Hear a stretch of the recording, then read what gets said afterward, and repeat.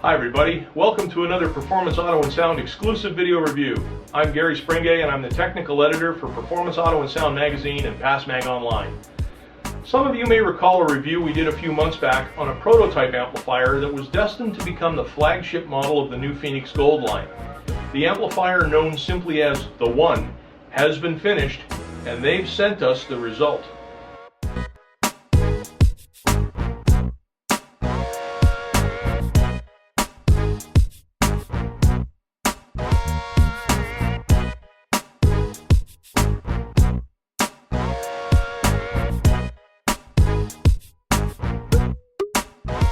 They began with a typical Class D topology, and then someone threw the lunacy switch. To compare a typical Class D subwoofer amplifier to the One is a little bit like comparing a Fiat 500 to a Bugatti Veyron. Sure, they both use basically the same sort of bits, but the One uses so many more of them. Where you may expect to find a set of 1/0 gauge power terminals on a normal amplifier, on the One you find 3 sets of them.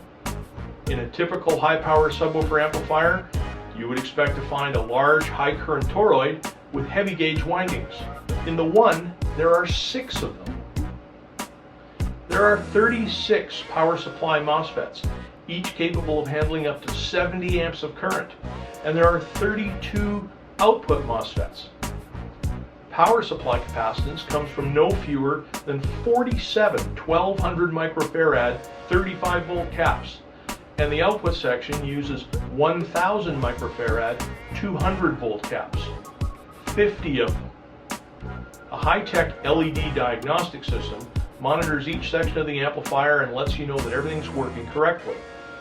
All of these bits are mounted on a gold-plated PCB and are in full view thanks to a heat-resistant clear plexiglass top cover in a tribute to the legendary MS series amplifiers of about 20 years ago. We're told production of the One will be limited to about 100 units, and each of these 75-pound amplifiers will be shipped in a handmade wooden crate after receiving its specific limited production number, laser etched into the heatsink. And if that's not exclusive enough for you, we expect the suggested price of around $6,000 will further serve to separate the pimps from the posers. The power output of this thing is staggering.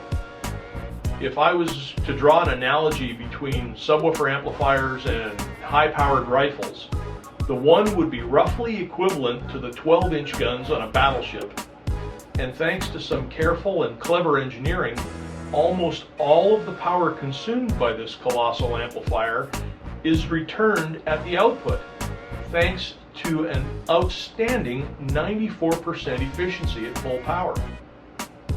But not to worry, because what power is lost to heat will be taken care of by the heaviest heatsink in Phoenix Gold history, and that is augmented by an integrated temperature-controlled fan cooling system. At 16 volts of battery supply, the One has a rated power output of 12,000 watts into 1 ohm. That means that this amplifier will develop over 100 amps of current at the speaker terminals. Even at more mortal voltage levels like 14 volts, the amount of power available is still mind-bending. You'd better have some very stout subs, and plenty of them, to handle this beast.